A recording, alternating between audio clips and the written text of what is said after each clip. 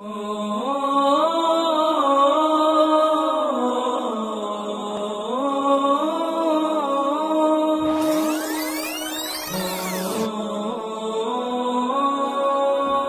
surah Yasin ni disunnahkan pada setiap hari. Nabi SAW baca Yasin ni setiap hari. Dan setiap hari bukan sekali, 2 kali. Waktu pagi sekali, waktu malam sekali. Waktu malam lepas maghrib ataupun lepas isyak.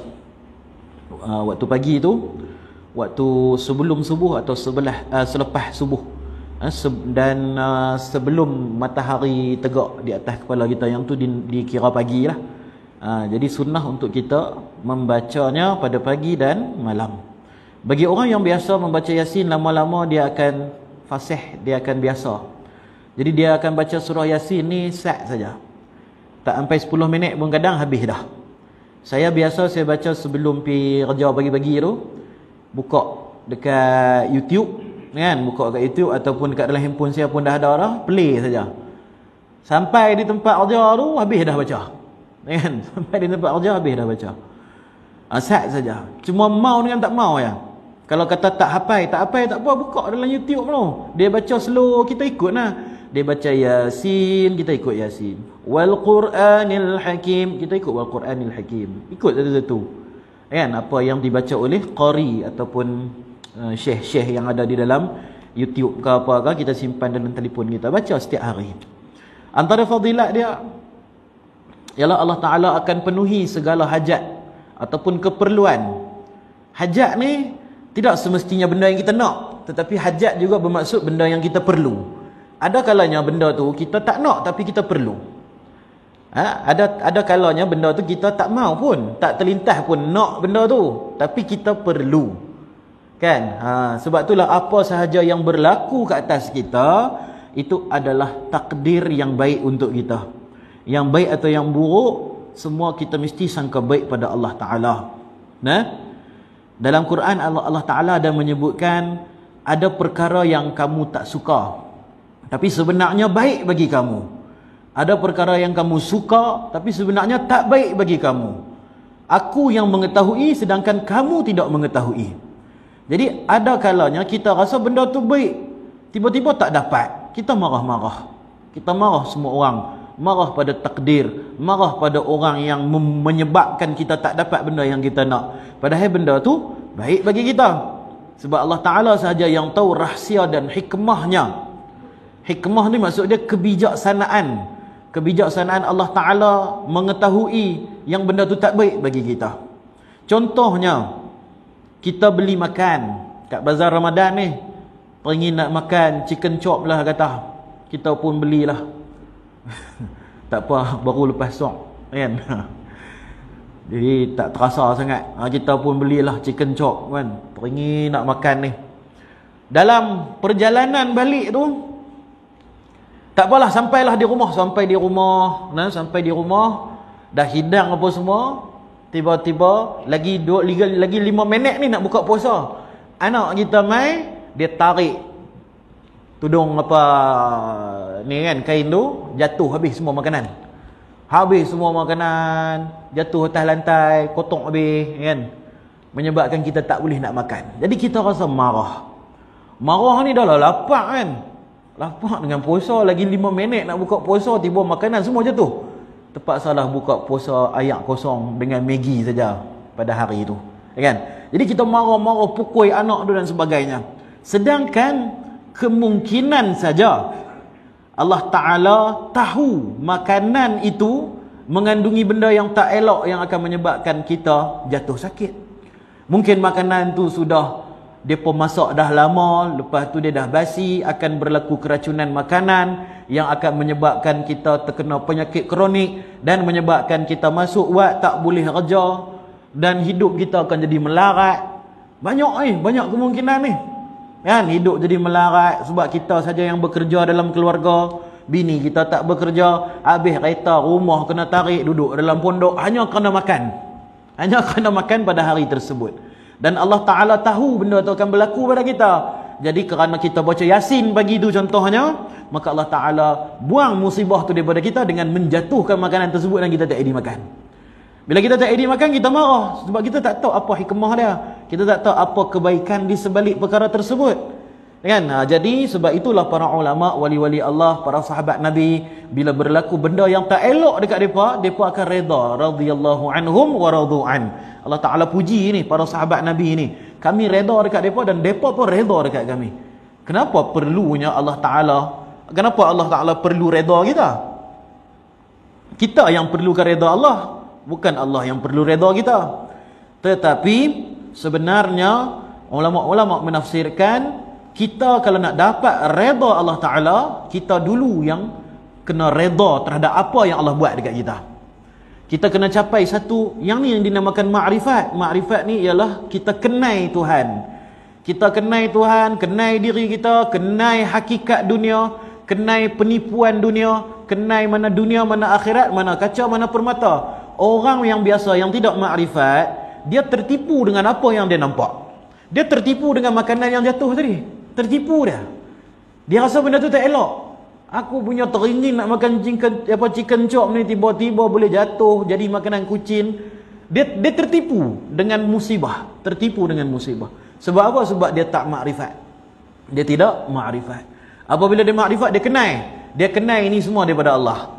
Dia kenai dunia ni hanya sementara. Dia tahu akhirat selama-lamanya. Dia tahu segala yang ditakdirkan Allah itu adalah yang terbaik untuk kita. Sebab tu kita punya rukun iman salah satunya beriman pada takdir.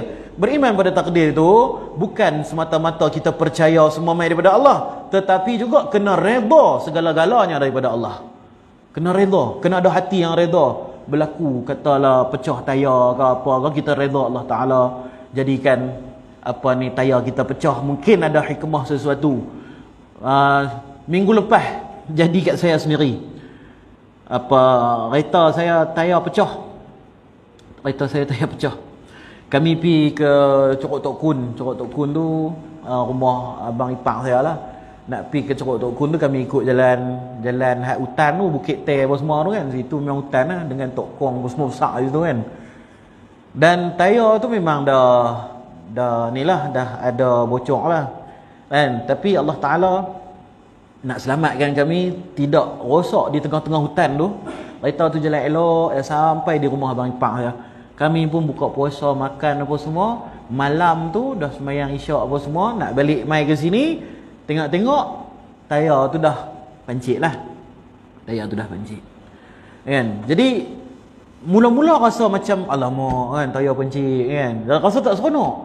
Tapi bila fikir balik, kami ni tadi lalu dekat hutan, lalu hutan, dan Allah Ta'ala selamatkan kami daripada pancit di tengah-tengah hutan. Kalau pancit di tengah-tengah hutan tu lagi tak boleh nak buat apa. Sebab saya punya peralatan saya tak bawa masuk dalam kereta untuk tukar tayar tu. Tayar spare dah, tapi untuk tukar-tukar sepanas-panas tak ada. Memang nganga duduk kat hutan tu kan. Jadi Allah Ta'ala bagi sampai dulu, kemudian barulah pancit di sana, dan abang ipar saya boleh mai tolong.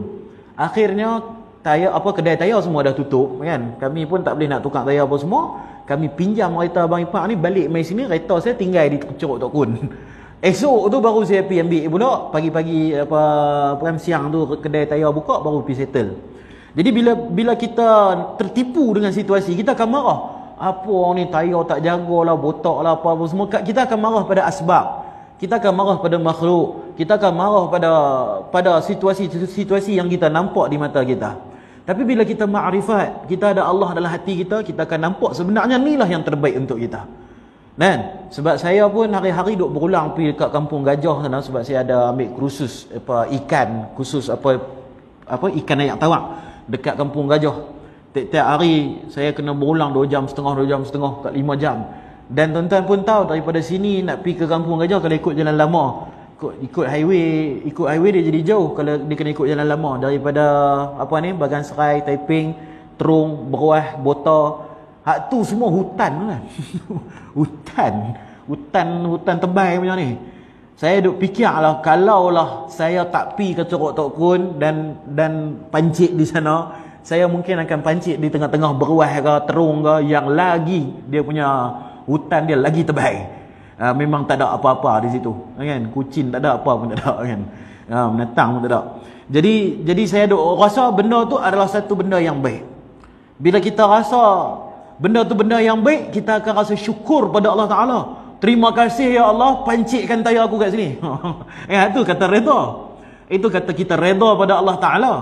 Dan Allah Ta'ala akan reda pada kita. Jadi apa saja benda buruk main kat kita, kita kena anggap itu adalah takdir yang baik untuk kita. Terutamanya apabila kita melakukan amalan-amalan yang disebutkan oleh hadis Nabi. Contohnya kita baca Yasin waktu pagi, tiba-tiba petang dapat musibah. Kita akan rasa sangka buruk. Pagi tadi aku baca Yasin lah, awak jadi benda tak elok juga. Sebenarnya benda tak elok tu lah adalah benda yang elok bagi kita. Kan? Benda yang tak elok tu lah adalah benda yang elok bagi kita. Jadi kita jangan salah faham terhadap musibah. Para sahabat Nabi dan para wali Allah sering menyebut musibah itu sebenarnya hadiah daripada Allah. Musibah itu adalah hadiah daripada Allah. Sebab kalau musibah tu sampai kat kita, Allah Ta'ala bagi musibah, itu adalah tanda Allah Ta'ala nak mengampunkan dosa-dosa kita.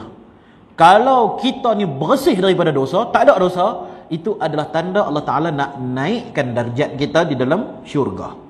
Sebab ada hadis yang menyebut perkara ini. Nabi SAW beritahu dalam sebuah hadis lah, hadis riwayat Tirmizi juga, menyatakan apabila seseorang hamba Allah Ta'ala ni diberi satu kesusahan oleh Allah Ta'ala, Allah Ta'ala bagi musibah kat dia, bagi berlaku sesuatu yang tak baik dekat dia, walaupun sekadar terpijak duri ni kat rumah kita, terpijak Lego contohlah kan, anak kecil main Lego berselerak, kita jalan balik terpijak, sakit pijak Lego kan, terjengkit-jengkit kita. Walaupun terpijak duri ke, terpijak Lego ke, itu merupakan maghfirah daripada Allah, pengampunan daripada Allah Ta'ala. Ini hadis. Daripada situ para sahabat Nabi ni bila dapat musibah, dia pun jadi senyum seronok. Kita bila kita dapat musibah, kita maki habis semua orang. Kalau tak ada siapa nak maki, kita marah Allah. Ya Allah, apa salah aku? Kenapa aku diuji sebegini? Ustaz kami beritahu itu perkataan yang sangat-sangat jahat. Perkataan yang sangat jahat apabila bertanya kepada Allah, apa dosaku? Perkataan yang sangat jahat. Sebab bila Allah Ta'ala bagi kita musibah sikit, kita persoal apa dosaku. Tapi bila kita buat dosa, dalam keadaan Allah Ta'ala tak hukum kita, kita tak persoal pula, ya Allah aku buat dosa, siapa tak hukum aku? Berapa banyak dosa-dosa yang kita buat tak dihukum. Tetapi bila kita melakukan satu perkara yang tidak salah, tiba-tiba dihukum oleh Allah Ta'ala, kita anggap itu satu ketidakadilan daripada Allah Ta'ala. Kan? Ada satu orang kawan saya masa saya mengaji di Afrika dulu lah, dia orang Thailand.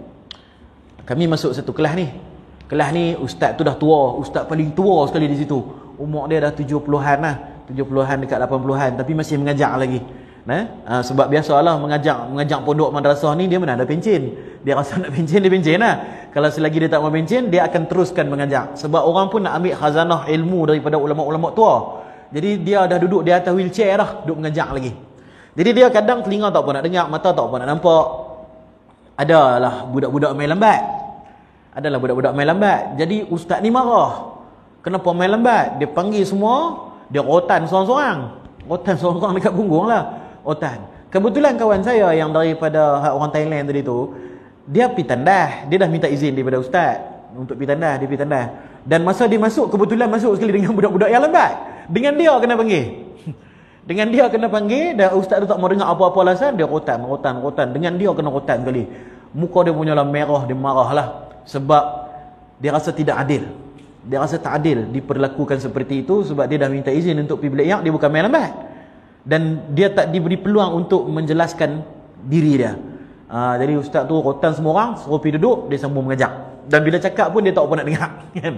Jadi dia punyalah tak puas hati. Dia mengadulah kepada ustaz yang subjek seterusnya. Kan lepas tu habis kelas tu pergi kelas lain pula. Kelas lain tu dia mengadulah dekat ustaz tu. Dia kata saya tak puas hati lah. Kan syekh yang tadi tu dia rotan saya padahal saya tak buat salah apa semua. Dia mengadu lah, marah ni. Ustaz kami cakap apa? Dia kata kamu marah dihukum tanpa buat salah kan? Marah, dia kata marah. Pernah tak kamu terfikir berapa banyak dosa-dosa kamu buat tapi kamu tak dihukum? Dosa-dosa yang kamu buat Allah Ta'ala tak hukum kamu. Tapi bila kamu dihukum atas perkara yang kamu tak buat, kamu jadi begitu marah. Jadi layak tak Allah nak marah ke atas kamu atas dosa-dosa kamu buat tapi kamu tak dihukum? Layak ke tidak? Dia pun terfikirkan. Betul juga noh. Jadi boleh tak kamu fikir bila kamu dihukum tanpa buat salah, sebenarnya itu adalah hukuman untuk dosa-dosa kamu yang terdahulu, yang kamu buat dan kamu rasa kamu terlepas. Sebenarnya tak ada satu dosa pun kita terlepas. Dalam Quran dah bagi tahu dah, zarratin syarran yarah. Walaupun sebesar zarah akan diperlihatkan. Tak ada dosa yang Allah terlepas pandang lah. Tak ada satu pun. Kita duk rasa buat ni kan, curi sekupang tak kena apa pun, curi 2 rupang tak kena apa, sampai curi 20,000, 30,000, 2 bilion, 3 bilion tak kena apa pun. Allah terlepas pandang. Dia duk fikir begitu lah. Terlepas pandang tak apalah, cincai kira lah, nanti kita pergi haji kita taubat. Tiap-tiap tahun pergi haji. Kan? Tiap-tiap tahun ambil duit haram, tiap-tiap tahun pergi haji. Kan? Kononnya Allah Taala terlepas pandang. Tidak. Tak ada satu pun dosa yang Allah terlepas pandang. Jadi kadang-kadang bila berlaku sesuatu musibah ke atas kita, itu merupakan pengampunan untuk kita atas dosa-dosa kita yang sebelumnya. Dan itu adalah baik bagi kita. Jadi Nabi SAW puji ni orang Islam. Orang beriman ni Nabi SAW puji. Aku kagum dengan keadaan seorang mukmin. Kenapa para sahabat pelik kan? Kenapa kagum? Kerana apabila mereka diberi nikmat oleh Allah Ta'ala, mereka syukur. Dan apabila mereka diberi musibah oleh Allah Ta'ala, mereka sabar.